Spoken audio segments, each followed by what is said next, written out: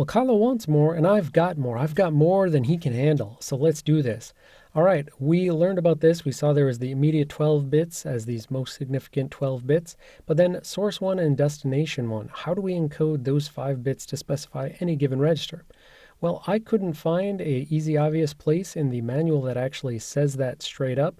If you find it, let me know, and I'll put a link at below the video.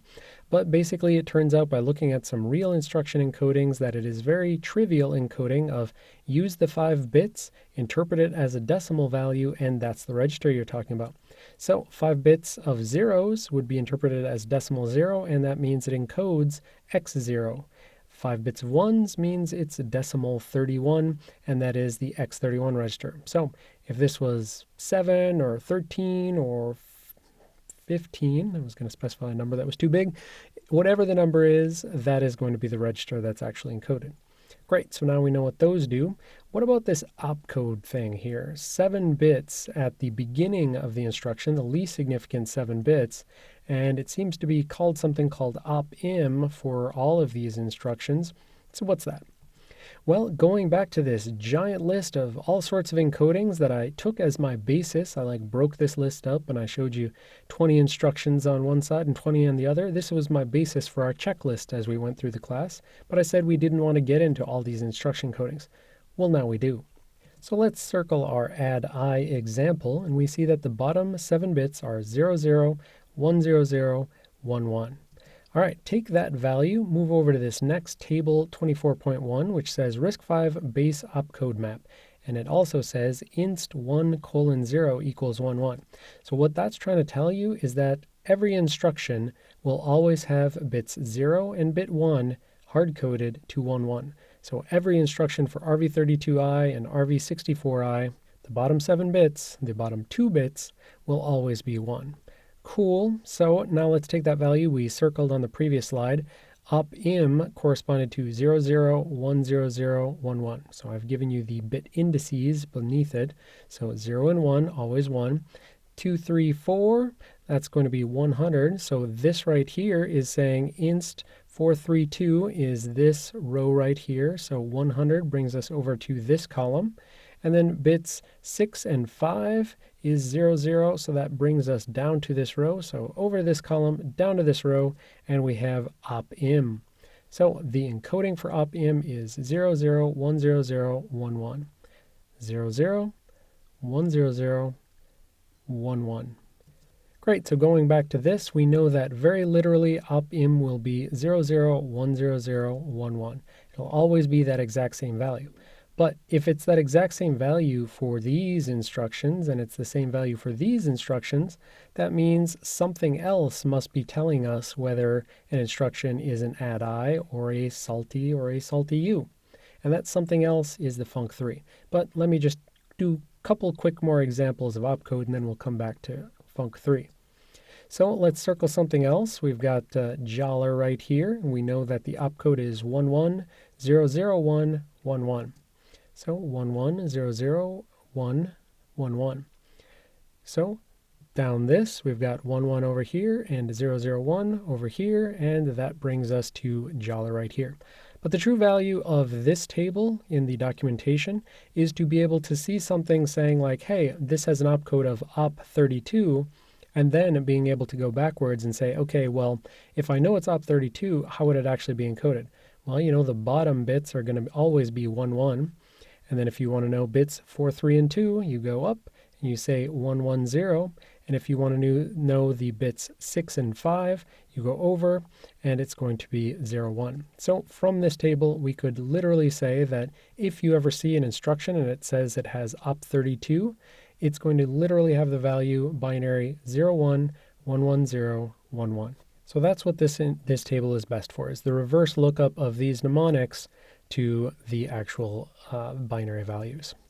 So a little random bit of trivia that's somewhat useful, somewhat not, that's why it's trivia, is that if the 2 least significant bits are always going to be 1, then let's say you're looking at some hex dump of some embedded system and you don't have any idea which architecture it's using. Is it using ARM? Is it using x86? Is it using MIPS? Is it using RISC-V?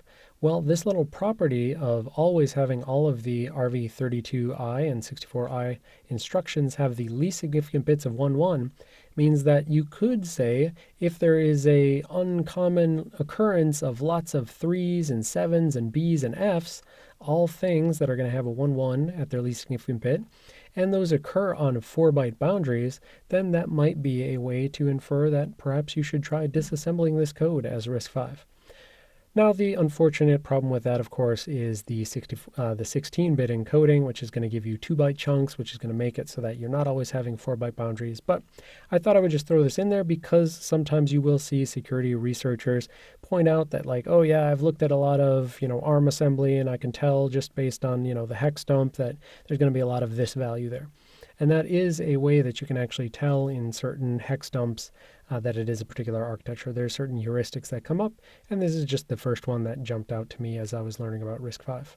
Okay, so let's get back to that func3. We already learned that op-im has a specific hard-coded 7-bit value, which means that can't be differentiating what's ADI versus salty u versus ORI versus ORI. So that falls to the func3. Now the manual doesn't do a good job of actually telling you what func3 is. We can find some references to it, but we kind of, as usual, have to play some inference game. The first reference is down here when it's talking about adds and subtracts and ands and ors. It says, the func7 and func3 fields select the type of operation. Okay, so we know the opcode for all of these is op, whatever that is. We could look it up in the table if we cared, but we don't. We know all these assembly instructions have the exact same bottom 7 bits. We can also see that it said func7 and func3. Well, func7, it's telling us literally for these instructions is all zeros, and for these instructions is all zeros, and for these instructions is all zeros. And then for these, it's 0, 1, and zeros. So that means this big blob of code, they have the exact same 7 bits here, they have the exact same 7 bits here, so that means that it must be func3, which is actually doing the heavy lifting of figuring out which is which. And if it's 3 bits, we know that it can encode 8 possible values, 2 to the 3, and indeed we have 1, 2, 3, 4, 5, 6, 7, 8. So these 8 values must be specified by the 8 possible values of this 3-bit field. But this is the only place that I've found thus far that really, actually kind of tells you what funct3 is.